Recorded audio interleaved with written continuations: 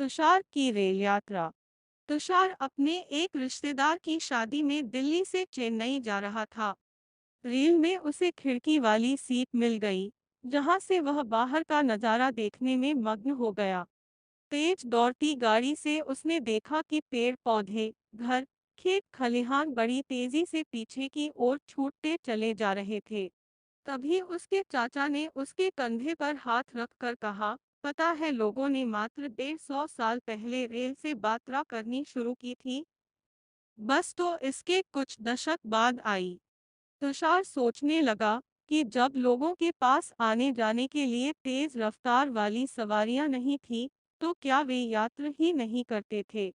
क्या वे अपनी सारी जिंदगी एक ही जगह पर बिता दिया करते थे? नहीं, ऐसी बात नहीं थी। आरंभिक मानव आखिर वे इधर उधर क्यों घूमते थे? हम उन लोगों के बारे में जानते हैं जो इस उपमहाद्वीप में 20 लाख साल पहले रहा करते थे। आज हम उन्हें आंखें तक खाद्य संग्राहक के नाम से जानते हैं। भोजन का इंतजाम करने की विधि के आधार पर उन्हें इस नाम से पुकारा जाता है। आमतौर पर खाने के लिए वे जंगली जानवरों का शिकार करते थे, मछलियां और चिड़िया पकड़ते थे, फल मूल, दाने, पौधे, पत्तियां, अंडे इकट्ठा किया करते थे। आखिर तक खाद्य संग्राहक समुदाय के लोग एक जगह से दूसरी जगह पर घूमते रहते थे। ऐसा करने के कई कारण थे। पहला कारण यह कि अगर वे एक ही जगह पर ज्यादा दिनों तक रहते तो आसपास के पौधों, फलों और जानवरों को खाकर समाप्त कर देते थे। इसलिए और भोजन की तलाश में इन्हें दूसरी जगहों पर जाना पड़ता था। दूसरा कारण यह कि जानवर अपने शिकार के लिए या फिर हिरण और मवेशी अपना चारा ढूंढने के लिए एक जगह से दूसरी जगह जाया करते हैं। इसीलिए इन जानवरों का शिकार करने वाले लोग भी इनके पीछे पीछे जाया करते होंगे। तीसरा कारण यह कि पेड़ों और पौधों में फल फूल अलग अलग मौसम में आते हैं, इसीलिए लोग उनकी तलाश में उपयुक्त मौसम के अनुसार अन्य इलाकों में घूमते होंगे। और चौथा कारण यह है कि पानी के बिना किसी भी प्राणी या पेड़ पौधे का जीवित रहना संभव नहीं होता और पानी झीलों, झरनों तथा नदियों में ही मिलता है। यद्यपि कई नदियों और झीलों का पानी कभी नहीं सूखता, कुछ झीलों और नदियों में पानी बारिश के बाद ही मिल पाता है। इसीलिए ऐसी झीलों और नदियों के किनारे बसे लोगों को सूखे मौसम में पानी की तलाश में इधर उधर जाना पड़ता होगा। आरंभिक मानव के बारे में जानकारी कैसे मिलती है? पुरातत्वविदों को कुछ ऐसी वस्तुएं मिली है जिनका निर्माण और उपयोग आंखें तक खाद्य संग्राहक किया करते थे। यह संभव है कि लोगों ने अपने काम के लिए पत्थरों, लकड़ियों और हड्डियों के औजार बनाए हों। इनमें से पत्थरों के औजार आज भी बचे हैं। इनमें से कुछ औजारों का उपयोग फल फूल काटने, हड्डियां और मांस काटने तथा पेड़ों की छाल और जानवरों की खाल उतारने के लिए किया जाता था। कुछ के साथ हड्डियों या लकड़ियों के मुझे लगाकर भाले और बाण जैसे हथियार बनाए जाते थे। कुछ औजारों से लकड़ियां काटी जाती थी। लकड़ियों का उपयोग ईंधन के साथ साथ झोपड़ियां और औजार बनाने के लिए भी किया जाता था। रहने की जगह निर्धारित करना। मानचित्र 2 को देखो। लाल त्रिकोण वाले स्थान वे पुरास्थल है जहां पर आंखें तक खाद्य संग्राहकों के होने के प्रमाण मिले हैं। इनके अलावा भी और कई स्थानों पर आंखें तक खाद्य संग्राहक रहते थे। मानचित्र में सिर्फ कुछ गिने चुने स्थान ही चिन्हित किए गए हैं। कई पुरास्थल नदियों और झीलों के किनारे पाए गए हैं। चूंकि पत्थर के उपकरण बहुत महत्वपूर्ण थे, इसलिए लोग ऐसी जगह ढूंढते रहते थे जहां अच्छे पत्थर मिल सकें। पुरास्थल। पुरास्थल उस स्थान को कहते हैं जहां औजार, बर्तन और इमारतों जैसी वस्तुओं के अवशेष मिलते हैं। ऐसी वस्तुओं का निर्माण लोगों ने अपने काम के लिए किया था और बाद में वे उन्हें वहीं छोड़ गए। ये जमीन के ऊपर, अंदर, कभी-कभी समुद्र और नदी के तल में भी पाए जाते हैं। इन पुरास्थलों के बारे में आपको अगले अध्यायों में बताया जाएगा। आग की खोज। मानचित्र 2 में कुरनूल गुफा ढूंढो पृष्ठ 12। यहाँ राख के अवशेष मिले हैं। इसका मतलब यह है कि आरंभिक लोग आग जलाना सीख गए थे।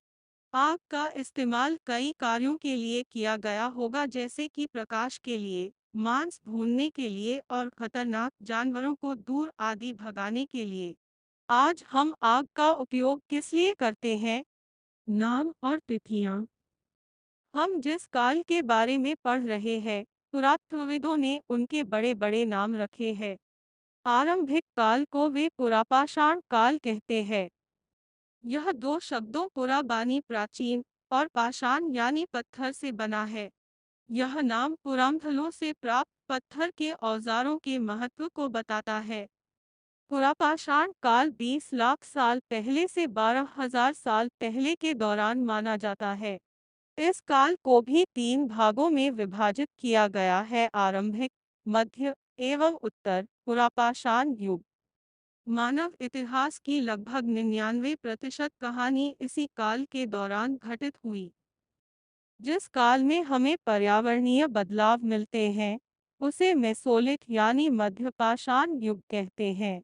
इसका समय लगभग 12,000 साल पहले से लेकर 10,000 साल पहले तक माना गया है।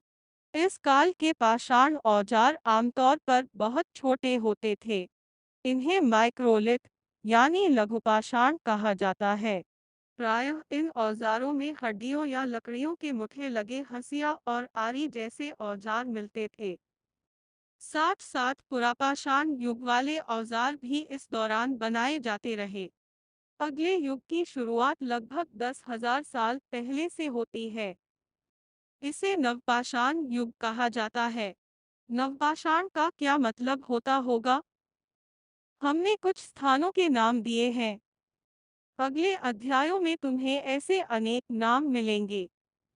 अक्सर हम पुराने स्थानों के लिए उन नामों का प्रयोग करते हैं जो आज प्रचलित है, क्योंकि हमें ज्ञात नहीं है कि उस काल में इनके क्या नाम रहे होंगे। बदलती जलवायु। लगभग 12,000 साल पहले दुनिया की जलवायु में बड़े बदलाव आए और गर्मी बढ़ने लगी। इसके परिणाम स्वरूप कई क्षेत्रों में घास वाले मैदान बनने लगे। इससे हिरण, बारहसिंघा, भेड़, बकरी और गाय जैसे उन जानवरों की संख्या बढ़ी जो घास खाकर जिंदा रह सकते हैं। जो लोग इन जानवरों का शिकार करते थे, वे भी इनके पीछे आए और इनके खाने पीने की आदतों और प्रजनन के समय की जानकारी हासिल करने लगे। हो सकता है कि तब लोग इन जानवरों को पकड़कर अपनी जरूरत के अनुसार पालने की बात सोचने लगे हों। साथ ही इस काल में मछली भी भोजन का महत्वपूर्ण स्रोत बन गई। खेती और पशुपालन की शुरुआत। इसी दौरान उपमहाद्वीप के भिन्न भिन्न इलाकों में गेहूं, जौ और धान जैसे अनाज प्राकृतिक रूप से उगने लगे थे। शायद महिलाओं, पुरुषों और बच्चों ने इन अनाजों को भोजन के लिए बटोरना शुरू कर दिया होगा। साथ ही वे यह भी सीखने लगे होंगे कि यह अनाज कहाँ उगते थे और कब पककर तैयार होते थे। ऐसा करते करते लोगों ने इन अनाजों को खुद पैदा करना सीख लिया होगा। इस प्रकार धीरे धीरे वे कृषक बन गए होंगे। इसी तरह लोगों ने अपने घरों के आसपास चारा रखकर जानवरों को आकर्षित कर उन्हें पालतू बनाया होगा। सबसे पहले जिस जंगली जानवर को पालतू बनाया गया वह कुत्ते का जंगली पूर्वज था। धीरे धीरे लोग भेड़, बकरी, गाय और सुअर जैसे जानवरों को अपने घरों के नजदीक आने को उत्साहित करने लगे। ऐसे जानवर झुंड में रहते थे और ज्यादातर घास खाते थे। अक्सर लोग अन्य जंगली जानवरों के आक्रमण से इनकी सुरक्षा किया करते थे और इस तरह धीरे धीरे वे पशुपालक बन गए होंगे। क्या तुम बता सकती हो कि सबसे पहले कुत्तों को ही पालतू क्यों बनाया गया? घरेलूकरण की प्रक्रिया। लोगों द्वारा पौधे उगाने और जानवरों की देखभाल करने को घरेलूकरण की प्रक्रिया का नाम दिया गया है। अपनाए गए ये पौधे तथा जानवर अक्सर जंगली पौधों तथा जानवरों से भिन्न होते हैं। इसकी वजह यह है कि इस प्रक्रिया के तहत अपनाए गए पौधों या जानवरों का लोग चयन करते हैं। उदाहरण के तौर पर लोग उन्हीं पौधों तथा जानवरों का चयन करते हैं जिनके बीमार होने की संभावना कम हो। यही नहीं, लोग उन्हीं पौधों को चुनते हैं जिनसे बड़े दाने वाले अनाज पैदा होते हैं, साथ ही जिनकी मजबूत इथले अनाज के पके दानों के भार को संभाल सकें। ऐसे पौधों के बीजों को संभाल कर रखा जाता है ताकि फिर से उगाने के लिए उनके गुण सुरक्षित रह सकें। उन्हीं जानवरों को आगे प्रजनन के लिए चुना जाता है, जो आमतौर पर अहिंसक होते हैं। इसलिए हम देखते हैं कि पाले गए जानवर तथा कृषि के लिए अपनाए गए पौधे जंगली जानवरों तथा पौधों से धीरे-धीरे भिन्न होते गए। मिसाल के तौर पर जंगली जानवरों की तुलना में पालतू जानवरों के दांत और सींग छोटे होते हैं। इन दांतों को देखो। इनमें से कौन सा जंगली सूअर का है और कौन सा पालतू सूअर का? यह प्रक्रिया पूरी दुनिया में धीरे-धीरे चलती रही। यह करीब 12,000 साल पहले शुरू हुई। वास्तव में आज हम जो भोजन करते हैं वो इसी प्रक्रिया की वजह से है। कृषि के लिए अपनाई गई सबसे प्राचीन फसलों में गेहूं तथा जी आते हैं। उसी तरह सबसे पहले पालतू बनाए गए जानवरों में कुत्ते के बाद भेड़ बकरी आते हैं। तुम किसी पौधे के बीज को बोकर देखो, तुम पाओगी कि इसे विकसित होने में कुछ वक्त लगता है। इसमें कुछ दिन, महीने या फिर साल तक लग सकता है। इसलिए जब लोग पौधे उगाने लगे तो उनकी देखभाल के लिए उन्हें एक ही जगह पर लंबे समय तक रहना पड़ा था। बीज बोने से लेकर फसलों के पकने तक, पौधों की सिंचाई करने, खरपतवार हटाने, जानवरों और चिड़ियों से उनकी सुरक्षा करने जैसे बहुत से काम शामिल थे।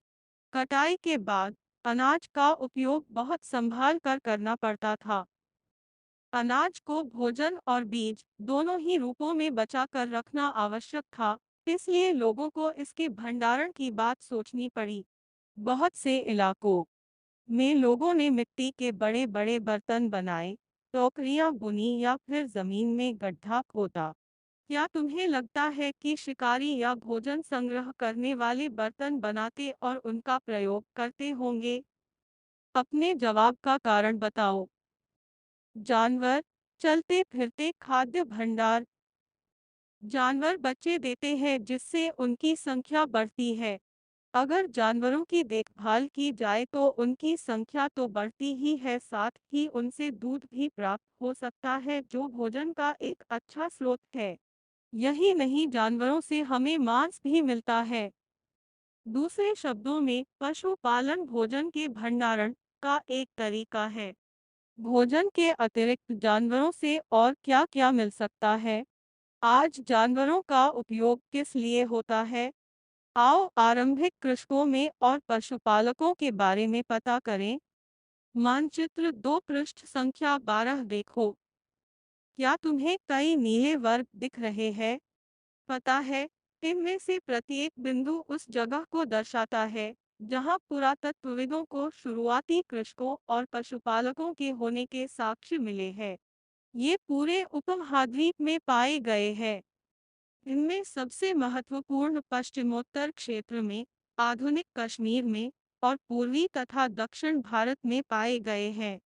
वास्तव में ये निर्दिष्ट स्थान कृषकों और पशुपालकों की बस्तियां थी या नहीं, इसे जांचने के लिए वैज्ञानिक खुदाई में मिले पौधों और पशुओं की हड्डियों के नमूनों का अध्ययन करते हैं। इनमें से सबसे रोचक जले हुए अनाज के दानों के अवशेष हैं। ऐसा लगता है कि ये गलती से या फिर जानबूझकर जलाए गए होंगे। वैज्ञानिक इन अनाज के दानों की पहचान कर सकते हैं। इस तरह हमें पता चलता है कि इस उपमहाद्वीप के विभिन्न भागों में बहुत सारी फसलें उगाई जाती रही होंगी। वैज्ञानिक विभिन्न जानवरों की हड्डियों की भी पहचान कर सकते हैं। स्थायी जीवन की ओर, पुरातत्वविदों को कुछ पुरास्थलों पर झोपड़ियों और घरों के निशान मिले हैं।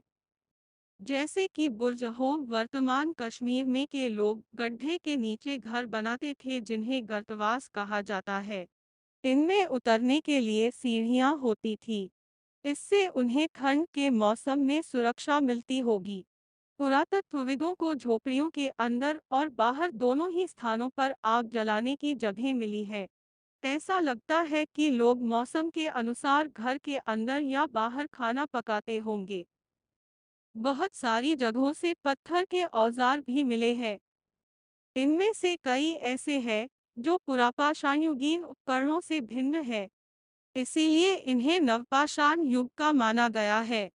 इनमें वे औजार भी हैं जिनकी धार को और अधिक पैना करने के लिए उन पर पॉलिश चढ़ाई जाती थी। पखली और मूसल का प्रयोग अनाज तथा वनस्पतियों से प्राप्त अन्य चीजों को पीसने के लिए किया जाता था। आज हजारों साल बाद भी औखली और मूसल का प्रयोग अनाज पीसने के लिए किया जाता है। उसी तरह प्राचीन प्रस्तरयुगीन औजारों का निर्माण और प्रयोग लगातार होता रहा। कुछ औजार हड्डियों से भी बनाए जाते थे। नवपाषाण युग के पुरास्थलों से कई प्रकार के मिट्टी के बर्तन मिले हैं। कभी कभी इन पर अलंकरण भी किया जाता था। बर्तनों का उपयोग चीजों को रखने के लिए किया जाता था। धीरे धीरे लोग बर्तनों का प्रयोग खाना बनाने के लिए भी करने लगे। चावल, गेहूं तथा दलहन जैसे अनाज अब आहार का महत्वपूर्ण हिस्सा बन गए थे। इसके साथ साथ अब लोग कपड़े भी बुनने लगे थे। इसके लिए कपास जैसे आवश्यक पौधे उगाए जा सकते थे। क्या ये परिवर्तन हर जगह एक साथ ही आ गए होंगे? ऐसी बात नहीं है। एक तरफ जहां कई जगहों पर स्त्री पुरुष शिकार और भोजन संग्रह करने का काम करते रहे थे, वहीं अन्य लोगों ने हजारों सालों के दरमियान धीरे धीरे खेती और पशुपालन को अपना लिया। बहुत जगह लोग मौसम के मुताबिक बदल बदल कर अपनी जीविका चलाया करते थे। सूक्ष्म निरीक्षण। मेहरगढ़ में जीवन मृत्यु मानचित्र 2 पृष्ठ 12 में मेहरगढ़ ढूंढो। यह ईरा यह ईरान जाने वाले सबसे महत्वपूर्ण रास्ते बोलन दरे के पास एक हराभरा समतल स्थान है। मेहरगढ़ संभवतः वह स्थान है जहां के स्त्री पुरुषों ने इस इलाके में सबसे पहले जौ, गेहूं उगाना और भेड़ बकरी पालना सीखा। यहाँ विभिन्न प्रकार के जानवरों की हड्डियां मिली। इनमें हिरण तथा सुअर जैसे जंगली जानवरों तथा भेड़ और बकरियों की हड्डियां हैं। मेहरगढ़ में इसके अलावा चौकोर तथा आयताकार घरों के अवशेष भी मिले हैं। प्रत्येक घर में 4 या उससे ज्यादा कमरे हैं, जिनमें से कुछ संभवतः भंडारण के काम आते होंगे। मृत्यु के बाद सामान्यतया मृतक के सगे संबंधी उसके प्रति सम्मान जताते हैं। लोगों की आस्था है कि मृत्यु के बाद भी जीवन होता है, इसीलिए कब्रों में मृतकों के साथ कुछ सामान भी रखे जाते थे। मेहरगढ़ में ऐसी कई कब्रें मिली है। एक कब्र में एक मृतक के साथ एक बकरी को भी दफनाया गया था। संभवतः इसे परलोक में मृतक के खाने के लिए रखा गया होगा।